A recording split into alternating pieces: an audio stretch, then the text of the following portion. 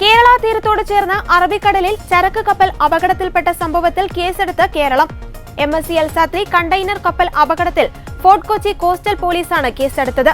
മനുഷ്യജീവന് അപകടമുണ്ടാകും വിധം ചരക്ക് കപ്പൽ കൈകാര്യം ചെയ്തു എന്ന നിലയിലാണ് കേസെടുത്തിട്ടുള്ളത്. MSC എൽസാത്രി കണ്ടെയ്നർ കപ്പൽ ഉടമയാണ് കേസിൽ 1-ാം പ്രതി. ഷിപ്പ് മാസ്റ്റർ 2-ാം പ്രതിയും ഷിപ്പിംഗ് ക്രൂ 3-ാം പ്രതിയുമായാണ് കേസ്. നേരത്തെ കൊച്ചി പുറംകടലിലെ കപ്പൽ അപകടത്തിൽ കേസെടുക്കേണ്ടതില്ലെന്ന നിലപാടിലായിരുന്നു സംസ്ഥാന സർക്കാർ.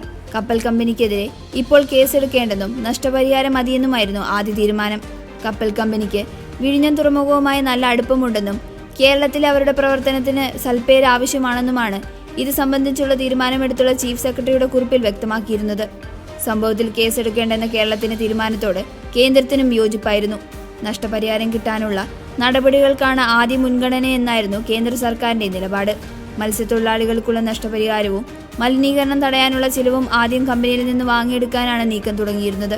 കടലിലൊഴുകിയ 61 കണ്ടെയ്നറുകളിൽ 51 എണ്ണം ഇതിനോടകം തീരത്തെത്തിച്ചിട്ടുണ്ട്. കടലിൽ വീണ കണ്ടെയ്നറുകളിൽ ഒന്നിലും ഹാനികരമായ വസ്തുക്കൾ ഉണ്ടായിരുന്നില്ല. തീരത്ത് എണ്ണ മലിനീകരണമില്ലെന്നും ഡയറക്ടർ ജനറൽ ഓഫ് ഷിപ്പിംഗ് വ്യക്തമാക്കിയിട്ടുണ്ട്. എന്നാൽ സർക്കാരുകളുടെ ഈ നിലപാടിൽ വിമർശനങ്ങൾ ഉയർന്നിരുന്നു. അതേസമയം ചരക്ക് കപ്പലിന് തീപിടിച്ചുണ്ടായ അപകടത്തിൽ രക്ഷാപ്രവർത്തനം പുരോഗമിക്കുന്നു. നാവികസേനയും കോസ്റ്റ് ഗാർഡും സംയുക്തമായ രക്ഷാപ്രവർത്തനത്തിലുണ്ട്. കപ്പലിലെ ജീവനക്കാരിൽ 18 പേരെ ഇതുവരെ രക്ഷപ്പെടുത്തിയിട്ടുണ്ട്. തീ നിയന്ത്രണ വിധേയമാക്കാനുള്ള ശ്രമങ്ങളും പുരോഗമിക്കുന്നു. നാവികസേനയുടെ INS സൂറത്തും സഹായത്തിനുണ്ട്. കൊച്ചിയിൽ നങ്കൂരമിടാൻ നിശ്ചയിച്ചിരുന്ന INS സൂറത്തിനെ സേന തിരിച്ചുവിട്ടു. കോസ്റ്റ് ഗാർഡിന് വിമാനങ്ങൾ ആകാശ നിരീക്ഷണം നടത്തിവരുന്നു. ബേപ്പൂർ തുറമുഖത്തിന് 78 നോട്ടിക്കൽ മൈൽ അകലെയാണ് തീപിടുത്തമുണ്ടായത്.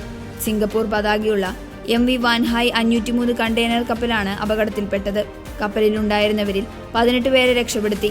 ജൂൺ 7-ന് പുറപ്പെട്ട കപ്പൽ ജൂൺ 10-ന് മുംബൈയിൽ എത്തിച്ചേരേണ്ടതായിരുന്നു.